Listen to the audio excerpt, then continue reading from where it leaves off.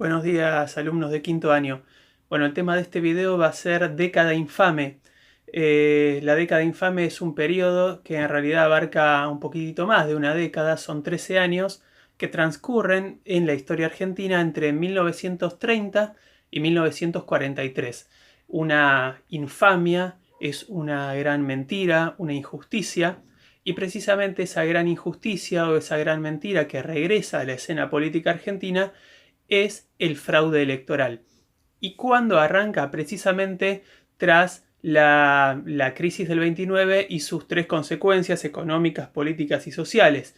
Cuando sacan del poder a Hipólito Yrigoyen, a través de ese golpe de Estado del 6 de septiembre de 1930, se inaugura un periodo de un poquitito más de un año y medio en el cual gobierna José Félix Uriburu, y durante el gobierno de José Félix Uriburu se empieza a planear todo el sistema pseudo democrático que va a regir a partir de 1932 en adelante. ¿Por qué digo pseudo democrático? Porque el objetivo era simular una democracia, simular que la gente tenía todos sus derechos políticos, que podía votar, pero en realidad la oligarquía terrateniente, los que habían gobernado hasta 1916, regresan al poder porque comienzan a ejercer nuevamente fraude electoral. Vamos a ver que esta década infame abarca una serie de diferentes gobiernos. El primero es el de José Félix Uriburu, que transcurre desde el 6 de septiembre del 30 hasta principios de 1932. Entre 1932 y 1938 gobierna Agustín Pedro Justo, un ex militar, ex jefe del ejército, había sido jefe del ejército durante la presidencia de Alvear, y a partir de noviembre de 1931 él había creado un partido político que se llamó La Concordancia. Ese partido político que nucleaba a estos ex conservadores y miembros de la oligarquía terrateniente junto con muchos miembros del sector militar. Vamos a ver que gracias al fraude electoral llegan al poder y se mantienen así hasta 1943. Luego de la presidencia de Justo, la Concordancia impone como candidato a Roberto Ortiz, Roberto Marcelino Ortiz, y cuando él entra en licencia por una enfermedad que tenía, él sufría de diabetes y en 1940 debe entrar en licencia, lo sucede su vicepresidente Ramón Castillo.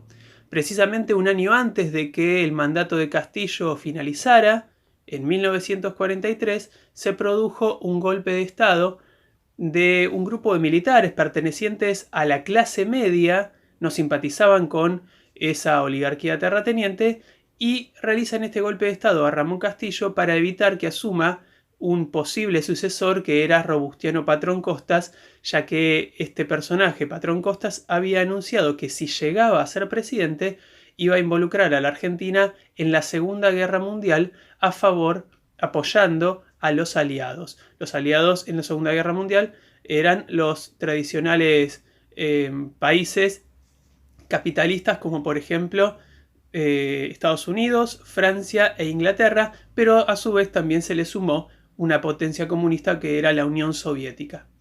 Vamos a ver que la presidencia de José Félix Uriburu transcurre muy poquitito tiempo, es un año y medio prácticamente, y Uriburu lo que quiere impulsar en nuestro país es un Estado fascista, así como lo había hecho y lo estaba haciendo Benito Mussolini en Italia. Era un tipo de Estado en el que prácticamente se suprime el sistema democrático, la gente no vota, se suprime el Congreso y en su lugar hay una Cámara en la cual son las grandes corporaciones económicas las que toman las decisiones políticas. En ese tipo de gobierno vamos a ver que obviamente todo lo que son las cuestiones de derechos políticos no son respetados, y es precisamente un régimen de partido único. Vamos a ver que ese sistema no tuvo mucho apoyo, no se llega a aplicar acá en nuestro país, porque Uriburu no tuvo el apoyo de gran parte de los sectores de la oligarquía. ¿Y por qué no lo apoyaban? Porque gran parte de esta oligarquía terrateniente todavía quería seguir comercializando con Inglaterra, quería seguir comercializando carnes. así sea en pequeña medida, carnes, lana, cereales, los productos tradicionales del modelo agroexportador. Inglaterra lo compraba, pero en muy pequeña medida, no se compraba en las mismas cantidades que eran durante toda la década del 20. Y entonces, como esta oligarquía terrateniente, dueños de campos, querían que Inglaterra siguiera comprando, no querían esta nueva forma de gobierno porque sabían que los ingleses en Europa estaban en contra de este tipo de gobiernos. Entonces, rápidamente el proyecto fascista de Uriburu no es apoyado y Uriburu, para tantear la situación del electorado, llama a elecciones en abril de 1931. En esas elecciones no se hace fraude electoral. Vamos a ver que en esas elecciones triunfa la Unión Cívica Radical y es ahí donde Uriburu acusa que había irregularidades en la forma de votar y las anula. Convoca nuevas elecciones para noviembre de 1931 y es ahí donde se realiza fraude, le da tiempo a los conservadores de poder crear ese partido que era la Concordancia y este partido llega al poder. Justo, que era el candidato de la Concordancia, asume entonces a principios de 1932 junto a su compañero de fórmula, su vicepresidente, que era Julio Argentino Roca, hijo. El hijo de Julio Roca, quien había realizado la famosa campaña al desierto antes de llegar a la presidencia en 1880. Vamos a ver que precisamente durante el gobierno de Justo y su vice Roca, se intenta comercializar nuevamente con Inglaterra a través de un tratado que se llamó Pacto Roca-Runciman, un pacto bastante desleal que favorecía solo a un pequeño grupo de terratenientes en nuestro país, pero perjudicaba a los pequeños y medianos productores. Seguramente eso lo vamos a ver en unos textos que les voy a brindar en esta misma actividad.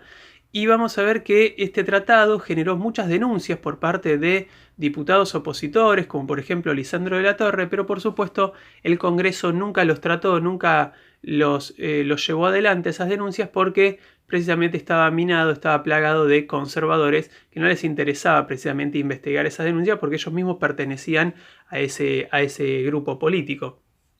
Vamos a ver que así todo, la presidencia de Justo, si bien estuvo opacada por el fraude electoral y por la corrupción, realizó algunas medidas que en líneas generales fueron positivas. Por ejemplo, la creación del Banco Central, por ejemplo, el abandono definitivo de lo que fue la política agroexportadora por un nuevo sistema económico que fue la industrialización por sustitución de importaciones. ¿Qué significa esto?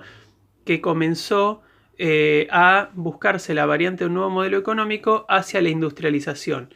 De esa manera, durante los años 30, en nuestro país comenzó a fabricarse todo tipo de mercaderías que antiguamente se importaban, aunque todo tipo de mercaderías era algo limitado, porque era una industrialización tardía y solamente se producían, por lo menos durante toda la década del 30, textiles y alimentos. Vamos a ver que eso favoreció a la creación de nuevos barrios, porque precisamente mucha gente que había venido desde el campo a la ciudad y habitaba en las villas de emergencia, consiguieron empleo a partir de los años 30 y pudieron mejorar sus condiciones de vida, pudieron empezar a integrarse dentro de lo que era la clase obrera y se instalaron en estos nuevos barrios obreros en los alrededores de las grandes ciudades, sobre todo grandes capitales.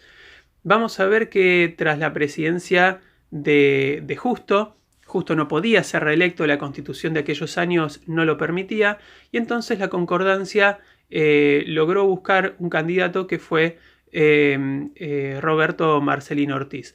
Ortiz venía del ámbito radical, había sido un radical alvearista, o sea, un antipersonalista contrario a las ideas de Irigoyen, y si bien llegó al poder por medio de fraude electoral, una vez que estaba en el poder, quiso ser una especie de un segundo Roque Sáenz Peña. Quería eliminar el fraude, pero todas estas medidas fueron en vano porque él se enferma. En realidad él ya estaba enfermo, ya asume con esta enfermedad que después se le agrava, que era una diabetes que lo había dejado ciego. Y precisamente él se tiene que tomar licencia a partir de 1940. Por supuesto que su vicepresidente, que era Ramón Castillo, que era bien del ámbito conservador, dio marcha atrás con toda esta idea de poner fin al fraude. El fraude continuó y para 1943 ya se tenía que buscar a un sucesor, precisamente de Castillo.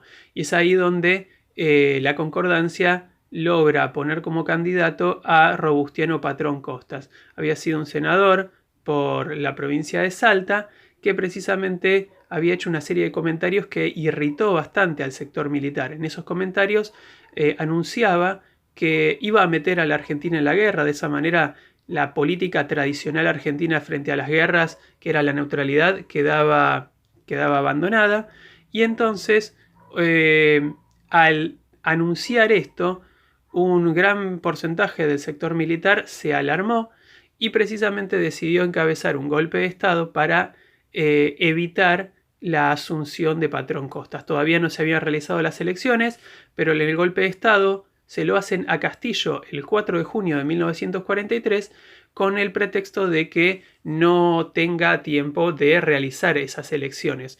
Finalmente, este grupo de militares denominado GO, Grupo de Oficiales Unidos, llega a imponerse, llega a tomar el poder y ahí se inaugura un pequeño periodo, una pequeña dictadura militar que dura 2 años y medio, entre 1943 y febrero de 1946. A ese gobierno militar se lo denomina como el gobierno del GO y dentro de sus principales miembros había un joven coronel que después fue cobrando un gran protagonismo político, que era Juan Domingo Perón. Juan Domingo Perón ejercía el cargo de secretario de Trabajo y Previsión Social y desde ese cargo se fue acercando a partir de una serie de acertadas políticas a la clase obrera, que después lo fue apoyando cada vez más hasta, por supuesto, lograr que lo voten en las elecciones democráticas de 1943.